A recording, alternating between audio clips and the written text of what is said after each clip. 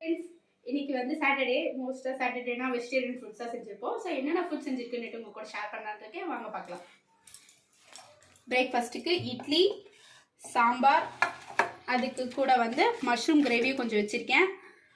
அப்புறம் வந்து மஷ்ரூம் பிரியாணி, அதுக்கப்புறமா தயிர் பச்சடி, அதுக்கப்புறம் காலிஃப்ளவர் 65 பண்ணியிருக்கேன்.